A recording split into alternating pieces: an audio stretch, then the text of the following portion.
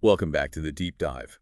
This is our third session digging into Henri Lefebvre's The Urban Revolution. That's right, and today we're tackling the final part of the book's original three-part structure. We've covered a lot of ground already, looking at how Lefebvre saw industrial society shifting towards something fundamentally urban and defining that whole urban problematic. Exactly. We looked at his early thoughts on space production, the complexities popping up in city life. Part 3, which we're focusing on now, really shifts gears. Lefebvre starts talking strategy, and he digs deeper into these illusions, these concepts that he thinks cloud how we understand cities. And it's worth reminding everyone, especially if you're following along with the book, that Lefebvre initially structured it this way, 3 parts. He did develop these ideas further in later writings, which make up 2 more parts we plan to explore in future discussions. Absolutely. But for today, we're focused on this crucial third part of the original text. Right. So our mission here is to really unpack the core arguments in this section. Lefebvre's ideas can be dense, but they're incredibly relevant, we think. We want to make them accessible, giving you a clearer picture of his critical take on the urban, both how it emerged back then and how it continues to shape things now. Okay, so let's dive into Chapter 7, Toward an Urban Strategy.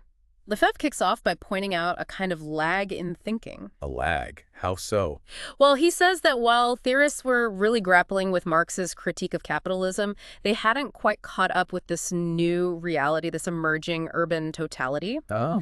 And he makes this really sharp point that the negativity, maybe, or the limitations of just applying that existing radical critique, one not specifically focused on the urban, would become pretty obvious as the 20th century went on. So just using Marx's toolkit wasn't enough for the city, in his view. Precisely. Lefebvre felt this new urban reality needed a broader critical lens. He argues you need to add something else. A radical critique of what he calls reductive disciplines. Think about fragmented sciences like urban economics, studied in isolation, or sociology just looking at one slice of city life. Okay. He believed you had to combine that critique, the critique of these siloed, specialized ways of knowing, with the existing Marxist critique of philosophy and political ideology.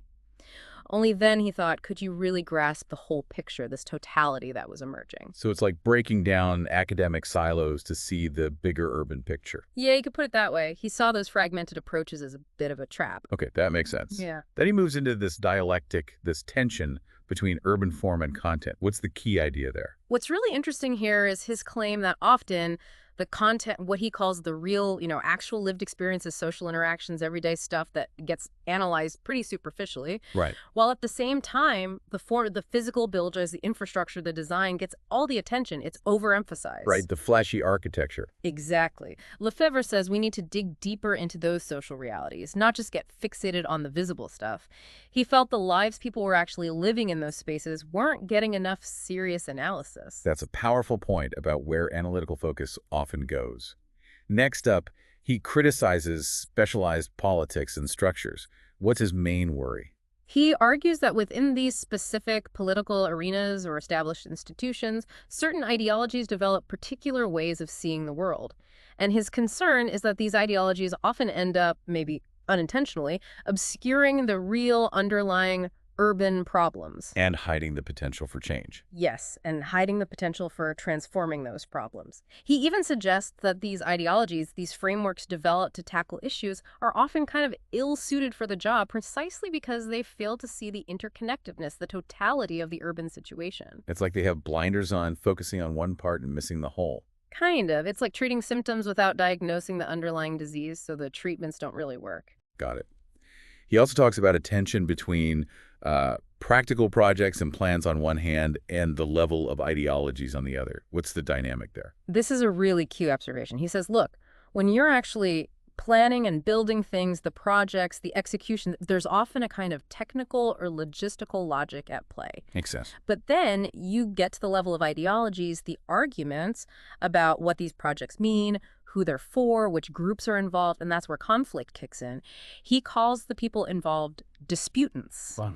And their intervention, their arguments, injects this layer of social and ideological fighting into what might otherwise seem like a straightforward planning process. So the messy reality of different viewpoints clashes with the intended logic. Pretty much. The sociologic or socio-ideologic gets disrupted by actual disagreement. Okay. Now, he then warns against seeing urban problems only through the lens of critiquing capitalism. Yeah. Why the caution? He's obviously influenced by Marx. Right. He's not ditching that critique at all. But he's saying if you only look at urban issues as symptoms of capitalism, you might miss the specific problematic character of the real, that lived social experience we talked about. So there's something uniquely urban about the problems. That's his point. It's not just capitalism happening in a city. It's about a unique set of challenges that emerge when society itself becomes fundamentally urbanized. There's a specific urban dimension that gets lost if you reduce everything solely to capital. It's a subtle but important distinction. And this links to his idea about the mutation from industrial to urban societies, doesn't it? It does. He really stresses that this isn't just a gradual change. It's a fundamental mutation, a transformation. And to understand it, you need to figure out the dominant character of the problematic, the core issues and contradictions of this new urban era. So you can't just use the old industrial era analytical tools? Exactly. New societal form, new analytical approach needed. Which leads him to say that knowing the urban phenomenon requires a certain kind of science. What does he mean by a science in and through consciousness of social praxis? That sounds quite theoretical. It is, but the core idea is that understanding the urban can't just be objective, detached observation. It has to be connected to the consciousness of social praxis, the actual lived actions, practices, collective experiences of people. So understanding from the inside, in a way. Sort of. It's about seeing the urban not as a static thing to be studied, but as this dynamic reality being constantly shaped and experienced by people through their interactions. You need to grasp that lived dimension. That makes the subjective experience really central. He also mentions the critique of everyday life, but with a qualification. What's the catch? Well, he's a bit wary of that critique if it stays isolated, if it doesn't connect the dots between daily life, the commute, the shopping, whatever, and the bigger economic and political structures that shape it. If you only focus on the micro level, the individual routines, without seeing how they're influenced by macro level forces, you end up with an incomplete picture of the urban problem. So you need both the zoom in and the zoom out view. Exactly. Context matters. Which leads him to call for a pretty radical rethink of the sciences themselves. What's he demanding there? He argues the sheer scale and complexity of this urban revolution means we need to turn the critical spotlight back onto the foundations, the assumptions of all the established sciences. Like a self-critique. Yes. Are their tools, their frameworks, their inherent biases actually capable of understanding this new political or, as he'd say, urban reality? It's a big ask, holding a mirror up to entire disciplines. A call for some serious intellectual housekeeping. He also insists that urban science needs to respond to immediate demands, to user solutions. Right. He's very clear on this. The study of the urban has to stay connected to the real needs and demands coming from the people living in cities, the users. Not just theory for theory's sake. Definitely not. He warns against approaches that are purely abstract, detached from practical application, and crucially, detached from the goal of making everyday life better, happier. Theory needs to connect to practice and well-being. That practical imperative seems key to his idea of an urban strategy then.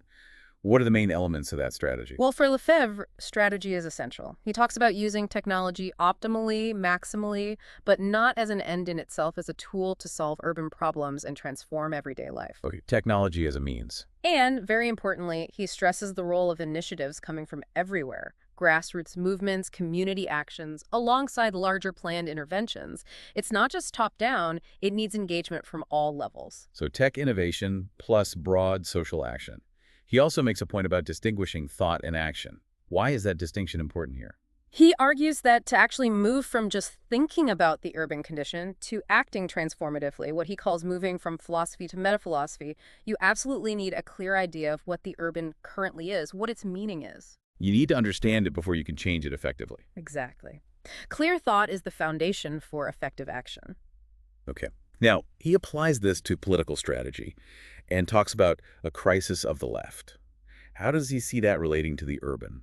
He observes that political strategy, particularly on the left at the time, needed to face this crisis, and he links it to a tendency to reduce complex urban issues, infrastructure, social life, down to purely political concerns within the existing, maybe narrow political frameworks. So fitting urban problems into old political boxes. Kind of. He argues that a truly effective urban strategy needs to go beyond those traditional boxes and embrace the wider social, economic, and spatial dimensions of city life. The urban itself needs to become central to political thinking, not just a backdrop. A more spatially aware politic. He also briefly mentioned South American urban guerrilla movements. What's his take on their role in transformation? He acknowledges them but ultimately sees limitations. While maybe they highlighted specific issues effectively, he didn't see them as offering a comprehensive strategy for the kind of fundamental urban revolution he was envisioning. A tactical approach versus a systemic one, perhaps. Yeah. What about the situation in France at the time? Was he optimistic about revolutionary urbanism there? Not really, no. He seemed quite pessimistic about the immediate chances within the existing French political system. He saw significant hurdles in the way politics work there that would likely block the kind of radical change he was calling for. A pragmatic, maybe even somber assessment. Yeah. Okay, finally, in Chapter 7, he lays out 3 key points for political strategy. Can you recap those? Sure. First, the absolute need to bring the urban problematic, the core issues of the urban, right into the heart of political life. Make it central. Got it. Second, develop and push for self-management at different levels in the city. Empower residents to have more control over their spaces and how they're produced. Self-management. Okay. And third, formally introduce a right to the city into legal and contractual systems. This is huge for Lefebvre. The right for inhabitants not just to use the city, but to appropriate it, to participate in making it, shaping it to meet their needs. Those 3 points, bringing the urban into politics, self-management, and the right to the city, feel incredibly relevant still. They absolutely are. Which brings us neatly to Chapter 8, the urban illusion. What exactly is this illusion Lefebvre's talking about? Okay, urban illusion. What's the definition? Lefebvre defines it as the kind of officially promoted, defended definition of urbanism, the one that centers everything on the physical stuff, the stone, the cement, the metal, the buildings, the roads. The tangible aspects. Right. And he argues this focus serves an ideological purpose. It actively obscures the underlying social reality. It hides the complex web of relationships, practices, and lived experiences that, for him, are the real essence of the urban. So we get distracted by the shiny objects, basically. You could say that. We're sort of blinded by the physical form, and we miss the deeper social dynamics happening within it. How does this illusion affect different people involved? Planners, developers, residents? He argues it creates this fundamental split, this dissociation. The abstract idea of the urban gets separated from the actual lived experiences of all these groups. It promotes this idealized, sometimes utopian vision that doesn't really connect with people's concrete social situations, their needs, their struggles. A gap between the official story and the lived reality. A big gap. He also talks about urbanism as a lifestyle, being part of this illusion. How does that fit in? Yes, he sees that whole idea that the city inherently offers happiness or a certain social status as a key part of the illusion. It's like an ideological mask. It hides the underlying social pressures, the inequalities, the contradictions that are actually part of urban society. It sells this glamorous image that often doesn't match the reality for many people. Right, the glossy magazine version versus the everyday grind. Exactly. It papers over the cracks. So, to counter this, Lefebvre says any good methodology needs to grasp both urbanization and industrialization together. Why is that joint understanding so vital? He really stresses that you can't understand the totality of urban facts, the whole urban phenomenon, unless you see urbanization and industrialization as deeply interconnected, happening simultaneously. They're not separate stages. They're forces that shape each other and modern society. So you can't understand the modern city without its industrial roots and how it grew from that. Precisely. Trying to analyze one without the other gives you a distorted picture. Okay. He also criticizes approaches that see the urban just as illusions or try to impose some preconceived order on it.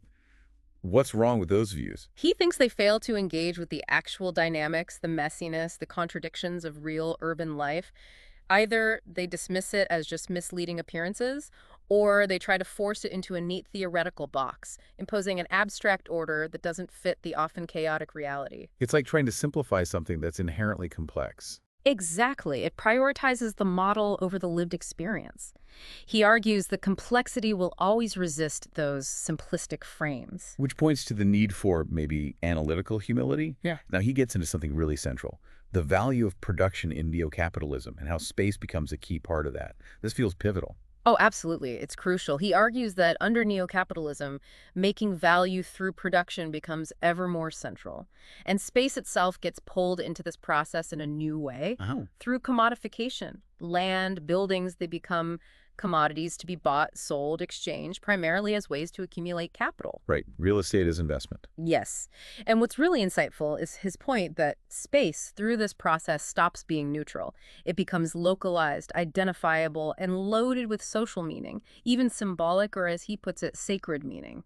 A plot of land isn't just dirt. It represents status, wealth, history, potential profit. So space gets constructed socially and economically. He does say this production of space isn't entirely new, though. Correct. He acknowledges it's happened before, but under capitalism, it massively intensifies. Huge territories get drawn into these circuits of capital, and it fundamentally changes the old relationship between city and countryside, blurring the lines, leading to the kind of sprawl we recognize today. Yeah, that blurring is very visible.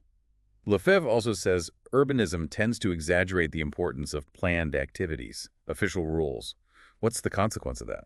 He thinks this focus on the official plans, the regulations, the sanctions, often masks what's really going on, the lived realities, the social contradictions bubbling under the surface.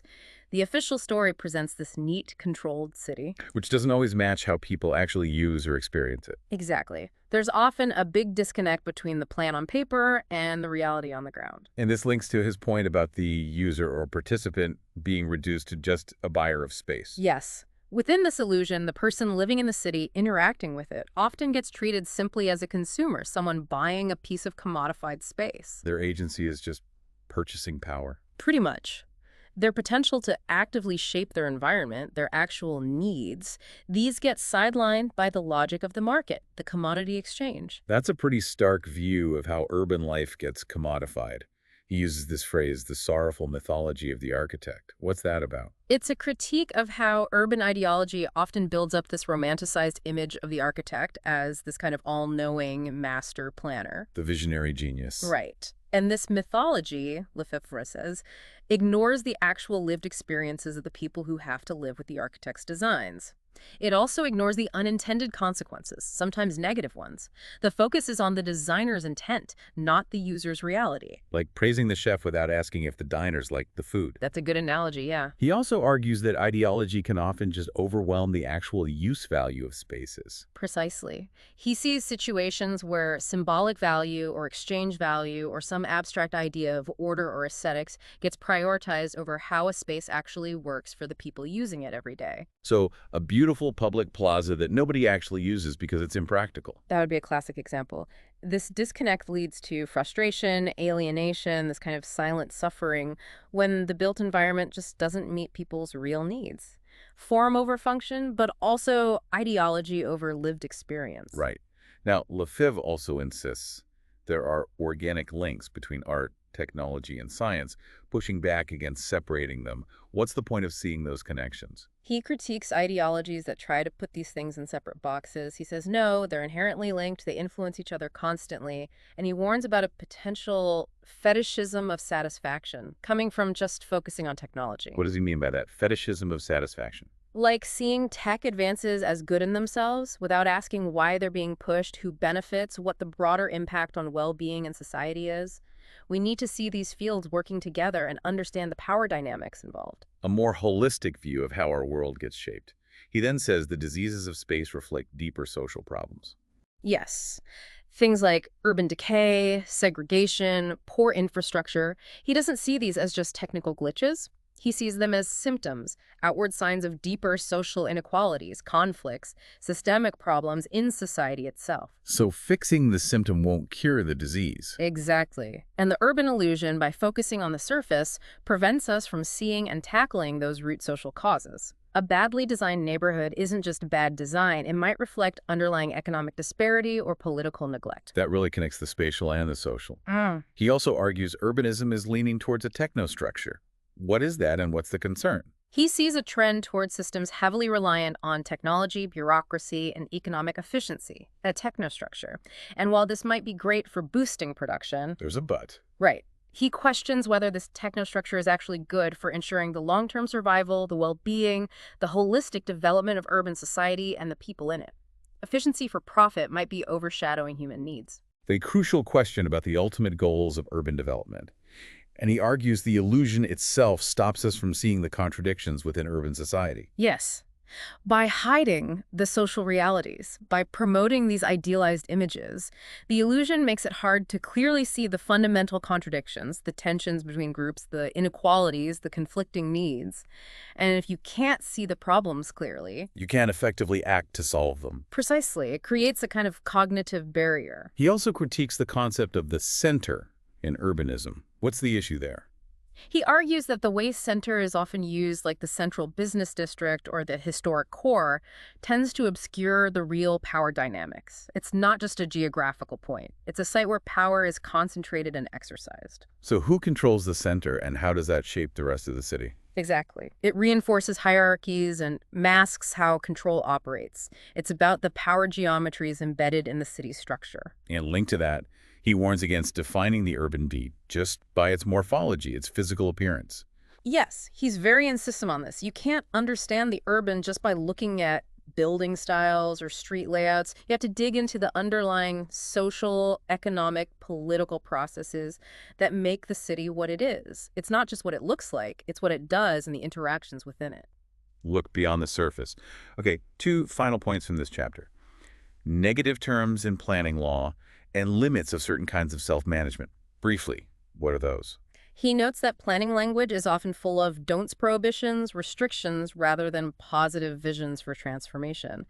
And regarding self-management, he cautions that if it gets too narrowly focused on just politics or just technical fixes, without grasping the bigger urban and social picture, it might not achieve its full potential for empowerment. Important nuances for practical application. Okay, let's tackle the final chapter of this part, chapter 9, urban society. What does Lefebvre mean by this concept? He introduces urban society as a scientific hypothesis. It's his attempt to offer a better framework, something more comprehensive and accurate for understanding the urban phenomenon than the limited views he's just critiqued. So it's his proposed model for understanding the contemporary urban condition. Essentially, yes. His way forward analytically. How does this concept challenge the myths and ideologies he was just talking about? Well, it directly confronts those ideas that obscure how interconnected everything is: history, consciousness, corporate power, shaping the city. It forces us to see the urban not as separate, but as woven into all aspects of social life, culture, the economy. Breaking down those artificial silos again. Right, seeing the bigger, integrated picture. And how does he see the urban phenomena affecting social divisions? He observes that it hasn't just intensified the old divisions, it's created new forms of separation, especially spatially. He highlights this growing gap between the center, the hub of power, and the periphery, both within cities and spreading outwards. The spatial pattern of inequality. Yes. Urbanization has reshaped the geography of inequality. You can see those stark contrasts very clearly today. He also notes the logic of production increasingly shapes social existence. He argues that in urban society, the drive for economic production seeps into almost everything, even private life. This demands new ways of organizing socially and a much deeper understanding of how production imperatives structure our daily lives, our interactions, everything. Our consumer culture, the focus on work. Certainly seems to fit his analysis, yes. Lefebvre also stresses the complexity and contradictions within the concept of the urban itself. Yes, he's clear it's not simple. It's inherently complex, full of contradictions, especially this tension between growth and development on one side and actual lived experience and well-being on the other. Progress versus quality of life, basically. That's a core tension. Understanding that is key to grasping the urban phenomenon. He does say a center of power is crucial for urban society, though. How should we understand that center, in his view? He accepts its necessity, but warns against seeing it just as, say, City Hall or the financial district. It needs to be understood in the context of broader social relations. It's a focal point where different forces, social, economic, political, converge and exert influence. More than just buildings, it's a nexus of influence. Exactly. A more dynamic understanding of power. He also admits it's actually hard to fully grasp the totality of the urban phenomenon. He's quite upfront about that. It's complex, constantly changing, often contradictory. It requires moving beyond easy answers and really grappling with its many interconnected facets. It's a moving target. Yeah, very much so. And he makes the point again. The urban isn't just industry or agriculture scaled up. Right. He's adamant it's a fundamentally new type of societal organization. You can't just apply the old analytical tools from industrial or agrarian societies. The urban fabric weaves through everything in new ways. It's qualitatively different. A truly new societal form has emerged. And relatedly, he points out the limits of just using tech or economic analysis for urban problems. He reiterates that point. Yes, tech and economics matter hugely, but looking only through those lenses is insufficient. You absolutely have to consider the social, political, cultural dimensions too. They're all tangled together. Need that multidimensional view. He then comes back to totality, saying we need a dialectical approach. What does that mean here? It means understanding totality not as a static whole, but through the dynamic interplay of opposites. The abstract and the concrete, the general and the particular. You need to hold these seeming contradictions in tension to get a richer understanding and avoid simplistic views. Embracing the complexity through that dialectical lens. Exactly. But he acknowledges this is made harder by the fragmentation of knowledge in universities. Yes, he worries about that. All the specialized disciplines working in their silos make it really hard to see the connections, to get that integrated understanding of something as multifaceted as urban society. Everyone has their piece of the puzzle, but no one's putting it together. That's a good way to put it. He saw it as a major obstacle. Finally, then, he concludes this part by saying, the urban revolution needs a transformation that goes way beyond just physical space. Yes. His final emphasis here is that this isn't just about redesigning cities. It requires a much deeper, broader transformation involving social relations, consciousness, individual and collective, and the very texture of everyday life. A truly holistic vision of change. Absolutely. It's a call for a profound shift in how we live together in urbanized societies. So wrapping up this initial three-part exploration of the urban revolution, we've really covered the core of Lefebvre's arguments in this third section. He's pushed for a strategic view, dissected that powerful urban illusion, and put forward urban society as a concept to help us analyze our world. And importantly, this concludes the book's original three-part structure. But as we said, his thinking didn't stop there, and we do plan to come back in future deep dives to explore the subsequent parts where he develops these ideas even further. Definitely something to look forward to. But for now, the takeaway from part 3 seems to be this urgent call to look beneath the surface of our cities, doesn't it? Absolutely. Move beyond just the physical form, grapple with the social, political, economic forces shaping urban life. His critique of the illusion is a stark warning about how dominant ideas can blind us, and the concept of urban society offers a framework for a more critical, holistic approach, both for understanding and potentially for changing things. It's been a challenging but really rewarding journey through these chapters, and perhaps we can leave you, the listener, with this question. Thinking about Lefebvre's ideas, especially the urban illusion and the concept of urban society, how might that change the way you look at your own town or city and the challenges it faces right now? That's a great question to mull over. Thank you for joining us on this deep dive. We hope this discussion encourages you to reflect on these complex ideas and maybe see your own urban surroundings in a slightly different light.